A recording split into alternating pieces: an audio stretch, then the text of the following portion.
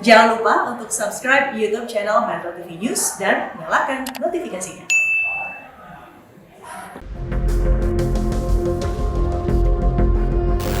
Kenapa kita juga ingin memasukkan kijang-kijang ini dalam program ini, yang kecil-kecil yang mungkin belum terbukti? Alasannya adalah kita belum tahu siapa gajah-gajah di masa depan. Bener nggak?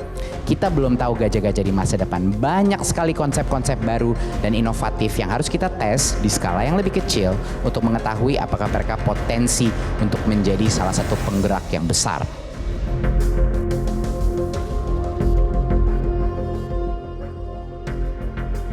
Karena ini program-program yang serius dan menangani pendidikan tingkat nasional, tapi hanya diserahkan kepada lembaga-lembaga yang boleh dikatakan abal-abal, tidak punya track record yang bagus.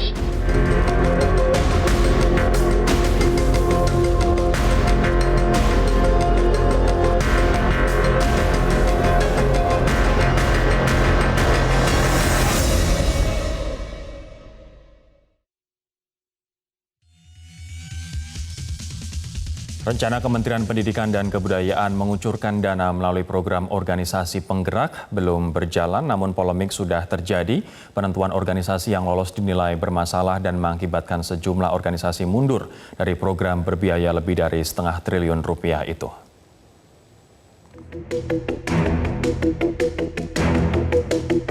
Hasil seleksi program organisasi penggerak Kementerian Pendidikan dan Kebudayaan memicu kontroversi publik.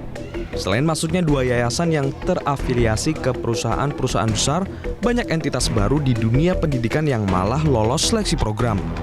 Lembaga Pendidikan Ma'arif PBNU dan Majelis Pendidikan Dasar Menengah PP Muhammadiyah pun menyatakan mundur dari kepesertaan program organisasi penggerak sebagai bentuk protes. Bahwa organisasi-organisasi yang kemarin lolos dari sisi administrasi, kemudian diverifikasi ternyata tidak ada perbedaannya, itu kita menilai bahwa verifikasi kunjungan ke lapangan untuk mencari bukti-bukti kebenaran dari organisasi itu, nampaknya ini kelihatannya hanya sebagai formalitas saja. Ketua Komisi 10 DPR Saiful Huda pun mendesak Kemendikbud membuka pada publik soal mekanisme seleksi organisasi penggerak. Pasalnya, Huda menganggap seleksi program tersebut banyak mendapatkan respon negatif dari publik. Tentu ini menjadi tanda tanya publik termasuk di Komisi 10. Kenapa organisasi pendidikan sebesar NU dan Muhammadiyah mengambil sikap mundur dari keikutsertaan program BLP ini. Nah, pada konteks inilah perlu kita cari solusi dan duduk bersama terkait dengan kejelasan dari persoalan ini. Menteri Pendidikan Kebudayaan Nadiem Makarim mengumumkan program ini pada awal Maret lalu. Tujuannya mengajak organisasi masyarakat di bidang pendidikan berlomba membuat pelatihan yang ditargetkan untuk guru dan kepala sekolah. Kita akan melakukan penciptaan sekolah-sekolah penggerak dengan berbagai macam metode, dengan menghormati keberagaman metode yang ada di dalam komunitas kita, yang ada di dalam masyarakat kita.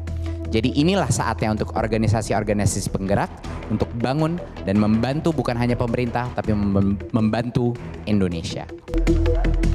Untuk menjalankan program ini, Nadiem menggelontorkan dana hingga setengah triliun rupiah. Dana tersebut diantaranya dihibahkan kepada ormas yang lolos seleksi untuk melaksanakan pelatihan. Tim Liputan, Metro TV. Kita akan berbincang dengan 3 orang narasumber untuk membahas terkait dengan polemik program yang sebenarnya dipercaya bagus untuk meningkatkan kualitas dan juga kapasitas dari guru dan juga kepala sekolah ini. Saya akan menyapa Pak Kasiryarno, Ketua Majelis Dikdasmen Muhammadiyah. Ada juga Pak Arifin Junaidi, Ketua Pengurus Pusat LP Ma'arif Nahdlatul Ulama. Dan juga Mas Saiful Huda, Ketua Komisi 10 DPR RI. Saya akan ke Pak Arifin terlebih dahulu dari Nahdlatul Ulama. Pak Arifin, apa alasan NU mundur dari program organisasi penggerak atau POP dari Kemendikbud ini? Ya, terima kasih. Jadi menurut penilaian kami, program ini bagus sekali. Gitu. Nah, karena program ini bagus, tentu saja kami harapkan ini juga berjalan dengan bagus. Tetapi ternyata kita melihat prosedurnya itu kurang bagus. Sehingga hasilnya pun organisasi yang ditetapkan sebagai penerima dana POP itu kurang bagus menurut kami. Prosedur Karena mana yang Anda anggap tidak bagus, Pak Arifin? Jadi begini, ada organisasi-organisasi yang saya ketahui mengajukan, dan itu memang sudah reputasinya di bidang pendidikan bagus, tapi tidak ada di dalam daftar penerima itu. Misalnya saja Pergunu, Persatuan Guru Nahdlatul Ulama, itu kan anggotanya kan ratusan ribu guru. Kemudian ada Muslimat NU yang punya 11.000 TK. Ternyata juga tidak masuk. Saya lihat di daftar itu yang masuk, yang TK itu yang saya terus terang saja saya tidak tahu, tidak kenal. Itulah kenapa kami menilai penerima program ini karena prosedurnya tidak jelas, lalu penerimanya menurut kami tidak jelas. Tapi Pak Arifin, ini Muslimat NU, kemudian tadi organisasi lain yang Anda sebutkan, mereka memang mendaftar dan juga menawarkan proposal program. Iya. Baik. Pergunu juga mengajukan proposal. Tapi justru tidak diterima. Nanti saya akan tanyakan kepada Anda, Pak Arifin, terkait dengan awalnya NU mendaftar program ini sampai dengan mundur. Kabarnya ada sedikit ketidaktransparansian begitu kalau saya melihat dari sejumlah catatan dari para pengurus NU. Saya akan ke Pak Kasriarno terlebih dahulu dari Muhammadiyah. Bagaimana dengan Muhammadiyah, Pak? Apa alasan mundur dari program ini? Ya, terima kasih Metro TV, dan apa yang seperti yang disampaikan oleh Pak Arifin Junaidi, saya kira Muhammadiyah hampir sama lah alasan kenapa persyarikatan kami memutuskan untuk mengundurkan diri dari program pemerintah POP ini ya. Terus terang saja di Muhammadiyah itu ada 18 kelompok yang mengajukan program ini. Dan kelompok-kelompok itu juga cukup besar lah, seperti Aisyah. Ini juga mengajukan untuk jenjang TK dan SD. Nah, dan kita tahu bahwa Aisyah ini sekolahnya juga ribuan, kalau PAUD dan TK itu juga puluhan ribu bahkan gitu ya. Kemudian Forum Guru Muhammadiyah, itu isinya adalah kepala sekolah. Ya, di seluruh Indonesia juga mengajukan. Kemudian Dikti Muhammadiyah, itu perguruan tingginya jumlahnya 173, bahkan beberapa diantaranya sudah terakreditasi A, gitu. Lebih baik dari perguruan tinggi negeri di luar Jawa bahkan, gitu katakanlah. Baik. Kemudian asosiasi guru Muhammadiyah juga begitu. Jadi banyak lah itu antara. Tapi itu bukan alasan kami ya, kenapa kami mengundurkan diri, itu bukan. Lantas kenapa, kami Pak? hanya melihat, ya alasannya melihat bahwa pertama setelah kita mendapatkan pengumuman verifikasi pertama yaitu berupa seleksi administrasi, kita melihat ada sejumlah OP, organisasi masyarakat, katakanlah gitu, yang terdaftar di sana ada 156. Kemudian total programnya ada 183 program, karena memang setiap organisasi bisa 1 sampai dengan 3 program gitu. Nah, itu setelah kemudian melalui verifikasi di lapangan, kunjungan di lapangan, dan hasilnya diumumkan tanggal 17 kemarin, itu kemudian saya cocokkan lagi, ternyata hasilnya sama gitu loh ya. Hasilnya sama antara sebelum diverifikasi dengan setelah diverifikasi. Artinya Anda Nah, ini tidak kami melihat verifikasi yang profesional, yang rigid di sini atau bagaimana, Pak? Saya melihat ketika kami diverifikasi, saya melihat bahwa verifikatornya sangat profesional. Karena pertanyaannya memang ya ingin melihat betul kesesuaian antara proposal yang kami tulis dengan kenyataan di lapangan, gitu ya. Baik. Dan itu memang perlu persyaratan dan dokumen yang cukup banyak, gitu ya. Dan kalau itu hanya organisasi masyarakat yang lahir kemarin, saya kira itu tidak mungkin bisa. Dan Anda tidak melihat bisa banyak organisasi yang baru lahir kemarin di daftar itu? Ya, kelihatannya Oke. seperti begitu.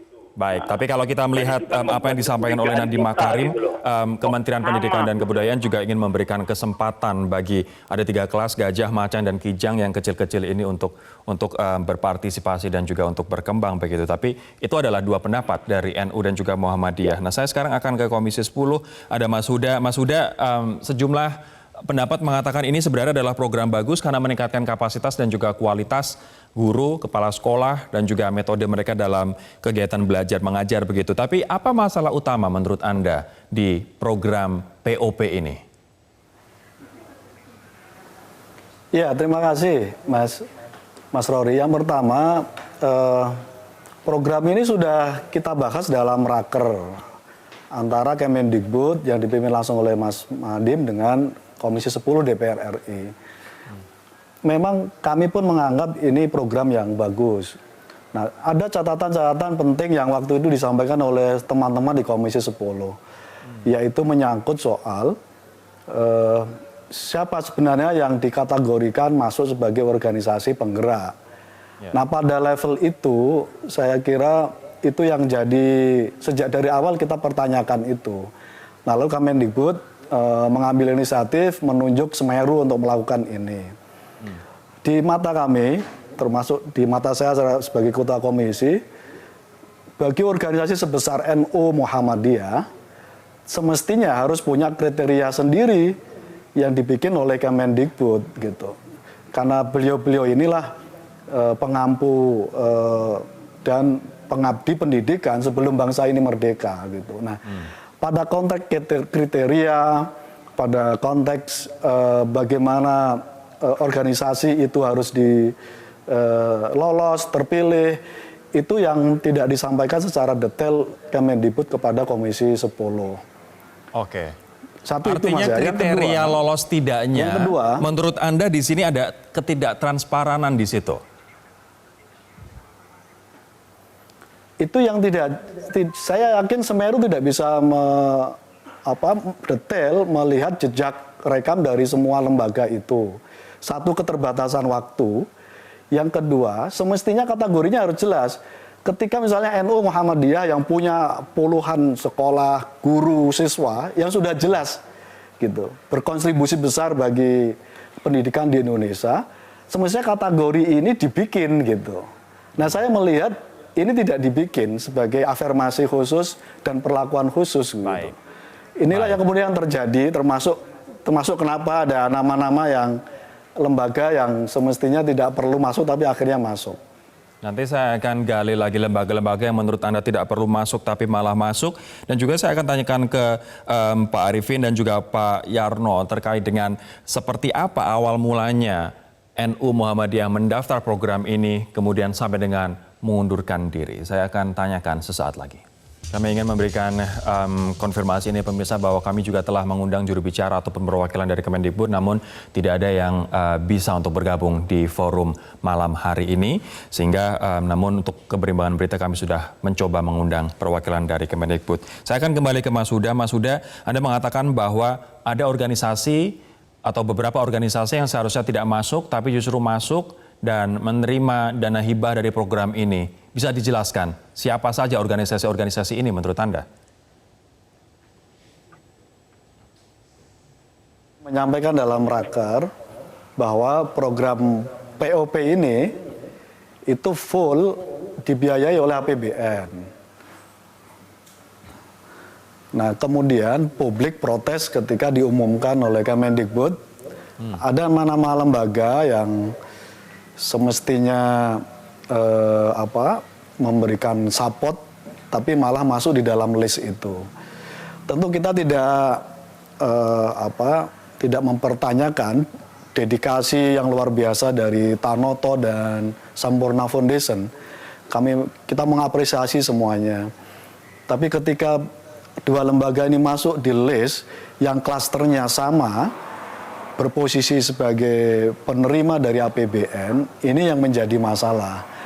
Nah, pada konteks ini kami akan mengundang Mas Nadiem dalam waktu dekat ini. Besok kami rencana akan rapat internal komisi.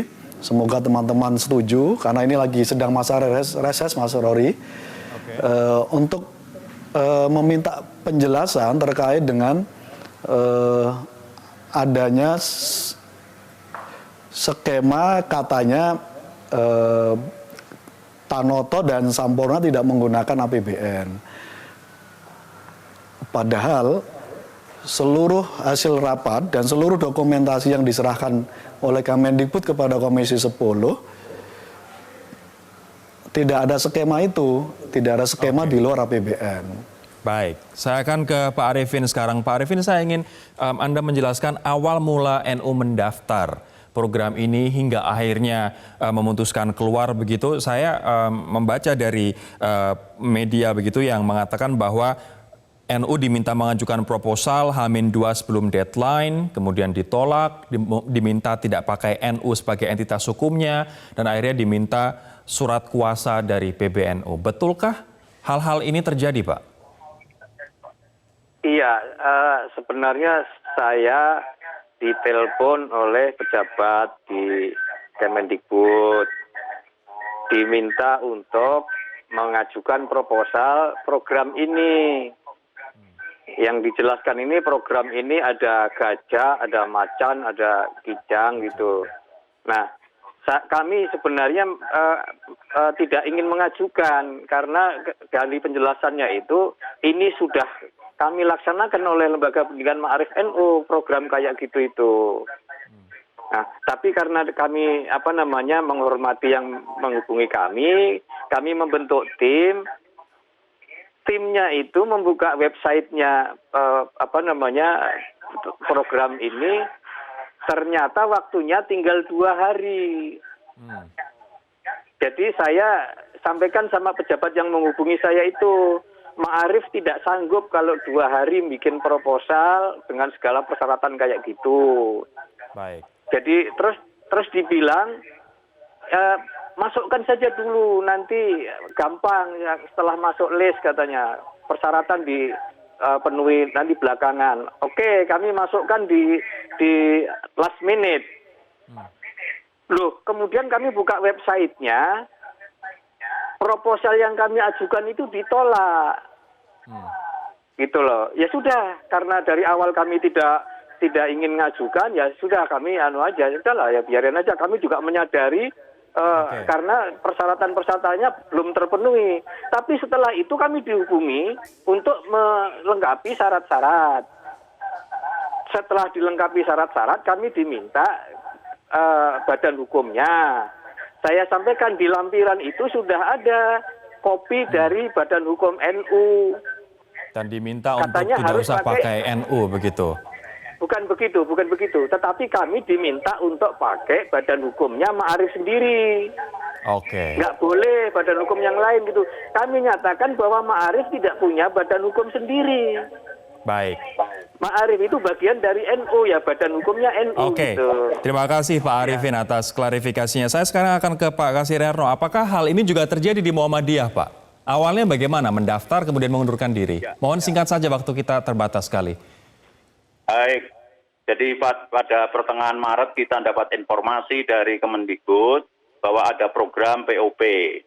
Dan karena Muhammadiyah, sekalipun kita ini sudah melakukan kegiatan-kegiatan serupa untuk peningkatan kapasitas atau kompetensi kepala sekolah dan guru, tapi kami menyadari betul bahwa belum semua kepala sekolah dan guru memiliki kompetensi yang memadai untuk meningkatkan pendidikan kita.